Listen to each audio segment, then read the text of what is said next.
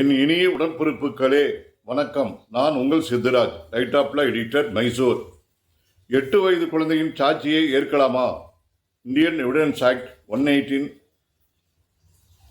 அதாவது உறவுகளே, 12 வயது சிறுவன் சகோதரி அவன் கண்முன்னாலே அவருடைய கணவரின் பெற்றோர்களும் மண்ணெண்ணெயை ஊற்றி எரிக்கப்பட்டு விட்டால், கொலை செய்யப்பட்டு விட்டால், திருமணமாகி 3 ஆண்டுகளுக்கு கொலை செய்யப்பட்டு விட்டனர்.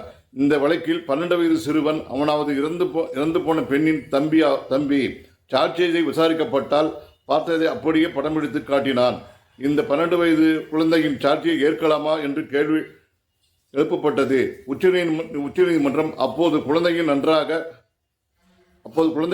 படித்திருக்கிறார்கள், நல்ல கல்வியும் ஆற்றலும் பெற்றிருக்கின்றார்கள். ஆகவே 12 வயது குழந்தையின் சாட்சியை ஏற்கலாம் என்று உச்சநீதிமன்றம் தெளிவுபடுத்தியுள்ளது.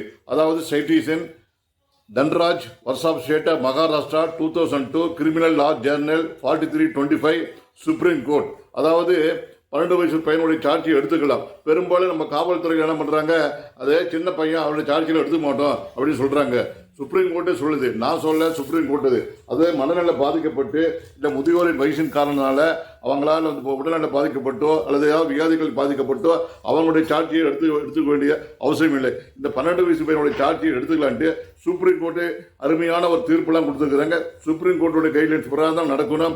காவல்துறை பெரும்பாலும் ஒரு 90% ஒரு கொஞ்சம் விஷயம் தெரிஞ்சுக்க, ஒரு 25% லாவே தெரியாது.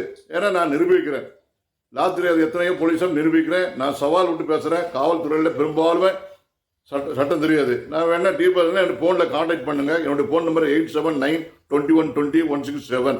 நான் உங்கள் லைட் ஆப்ல எடிட்டர் சித்தராஜ், மைசூர்.